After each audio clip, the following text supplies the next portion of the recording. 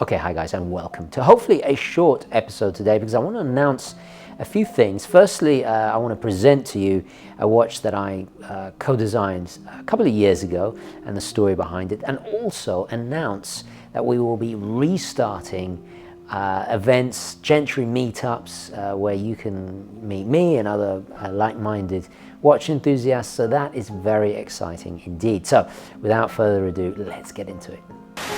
Le anfore, si dice, sono come I funghi, non sono mai sole. Carlo raccomandava di seguire le indicazioni del decompressimetro. Saremmo dovuti scendere più profondi, dove forse nessun altro era ancora stato.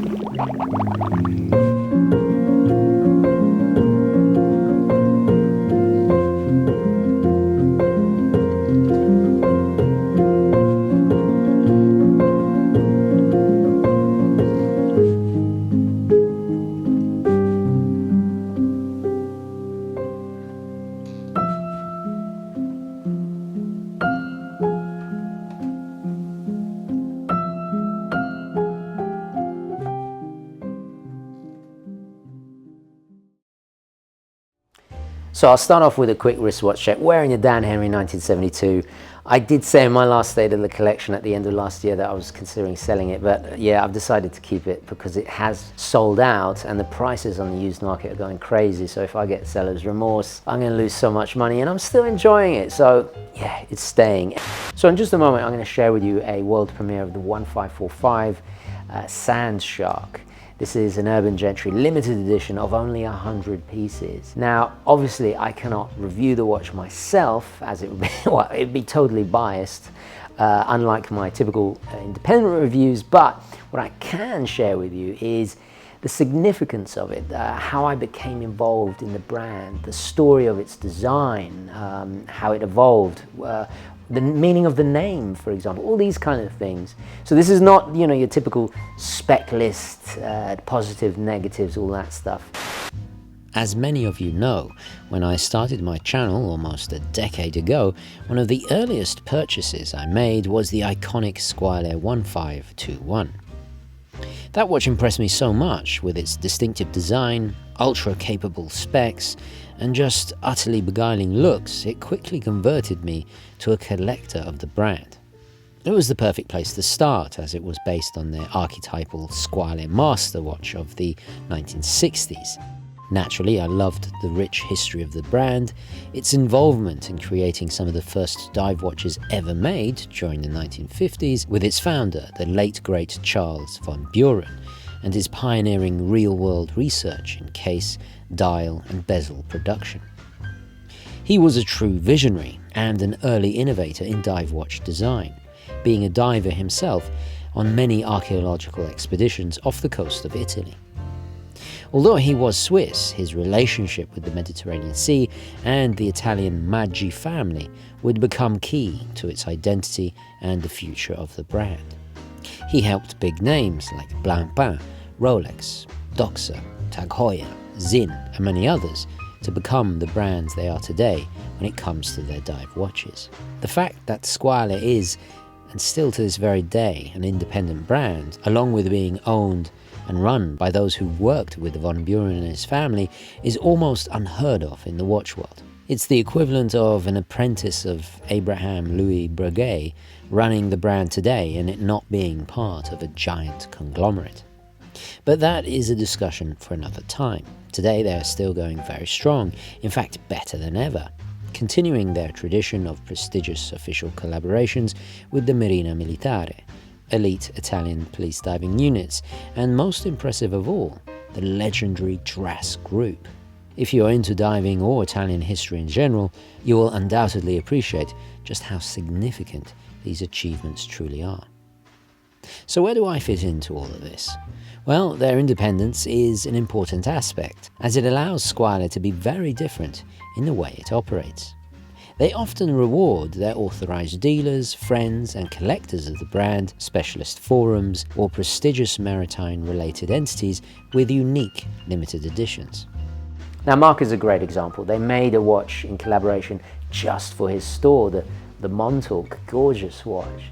And speaking of Mark, had I have not bought a Squale in the first place, it wouldn't have sparked that friendship between me and Mark. You know, that's how we actually met. So as you can see, it's a very special brand, very special watch, not only to me, to Mark, but to many of you guys out there as well. I had the honor of meeting and subsequently becoming friends with the current owner, Andrea Maggi, and the von Buren family. Andrea is an incredibly cultured gentleman, also a talented watch designer and a passionate diving enthusiast himself. A few years ago, he decided to redesign the entire 1545 range for 2022. For fun, he asked what I would do if I was in charge of redesigning it, and my response was just a quick sketch that I nicknamed the Sand Shark.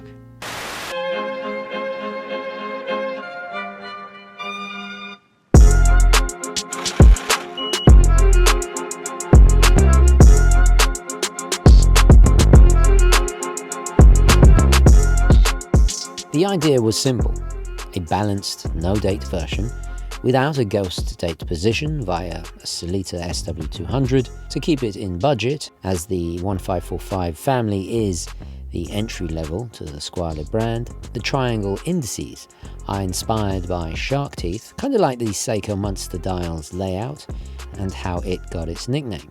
The dark but rich burgundy bezel takes inspiration from the coloration occasionally found on a species of shark that it's named after, sometimes also called the sand tiger shark. My signature 3, 6 and 9 numerals that I have put on almost every watch I've ever designed, well, almost all of them. As you guys know, it's inspired by one of my favorite watches, the Rolex Explorer. Its low light orientation is always just so functionally effective to read quickly. I then chose sword hands as a nod to Squale's illustrious history of making dive watches for various military units around the world, and also to echo the angular shapes found on these markers. Now, another slight little change I had made on this that differentiates it from the standard release, aside from the date or no date rather, and the dial and colors and all that stuff, is the dial size itself. It's ever so slightly smaller, so you've got more of a chaptering. Now, I did that deliberately because this is something some dive watch designers forget about, but I took the prototype and I put it into water to understand how the water makes distortions on that dial. And you can read this at any angle, almost just side on. You can see the numerals, you can see where the hands are pointing at any given time. So this was a very important consideration. And also, I believe that, you know, okay, I'm never gonna go diving again because of my lungs. I have dicky lungs, long story, but I used to back in the day, and I always want the watch to stay true to its original purpose, even though it is obviously very handsome. Well, I think it is extremely elegant, but you know, that's just me. I'm being biased now, but obviously it's all based on the Submariner style case, and I've also chosen the Oyster bracelet as it's just one of my favorites. But what's really interesting is originally the 1545 was made on the bequest of Blancpain during the 1970s, which all subsequent 1545s were then based on. The number itself is inspired by the reference numbers of these early Blancpain cases. Squale brought it back sometime around 2010, albeit more as a line of affordable homage watches to attract newcomers to the brand. My only change in terms of the case compared to the regular offerings was to make it a smidgen thinner in order to obviously wear more comfortably, but not too much, as most importantly I wanted to maintain its 300-meter depth rating as a professional level capable dive watch. The mix of dashes of gold with the gilt printing and applied detailing in conjunction with the silver of the steel makes it complement my other gold tone jewellery. A personal style preference that has always made me just adore two-tone watches. Unfortunately, to get the matte colour and the texture just right, we could not go for a ceramic insert on the 120-click unidirectional bezel. But me being mainly a vintage watch guy, I adore aluminium inserts, and this definitely has to be one of my favourite reds I've ever seen. There is always something so inexplicably aristocratically regal when dark reds are mixed with yellow gold and black. To finish off the proceedings, you'll notice the highly ergonomically oversized screw-down crown. without flanking crown guards. This is not only a tribute to some of the earliest Squale watches, but to one of the most iconic subs of all time. So the idea here wasn't to reinvent the wheel, it was simply to design a watch that I'd love to wear, that has so many traits or little design elements of watches that I adore. I designed this a couple of years ago, I think in 2019, I completely forgot about it. And Andrea, out of the blue, sent the prototype. Really generously, he offered to make 100 to be available for you guys to buy, and here it is. Yeah, it's a celebration of our friendship. It's just a wonderful and extremely generous gesture from Andrea, so just amazing. In a very fitting end to this story, they will only be available via official Squale AD and one of the most professional watch dealers online, my good friend Mark at Long Island Watch. So there will be a link in the description for that. Now, this is the 8th official Urban Gentry watch that I have co-designed, and it will be a long time until the next one, as I am currently working on many designs privately for several other watch brands. This is something I've been doing for the last few years now, and who knows, you might even be wearing a watch I worked on and not even know it. And now on to another exciting announcement. On March 10th, I will be in Carmel, Indiana for the watch show in collaboration with Moyer Fine Jewelers. Now, if you've followed the channel for some time, then you will know that they are a highly reputable authorized dealer for many brands I discuss. And I've been a customer of theirs for years, long before I began borrowing watches from them for various review videos. So of course I was honored and thrilled when they suggested collaborating on an event. Now, I've done watch events in New York and London in the past, and they've always had an amazing time meeting fellow watch enthusiasts, making friends, chatting about this hobby we all love. So I'm really looking forward to meeting all of you at the watch show, which will take place on March 10th from 5 to 9 p.m. at the Moyer Fine Jewelers store in Carmel, Indiana. This is the first of hopefully many more events this year and beyond. And if you live in the area or you're able to travel that day, I'd love to meet you and talk watches.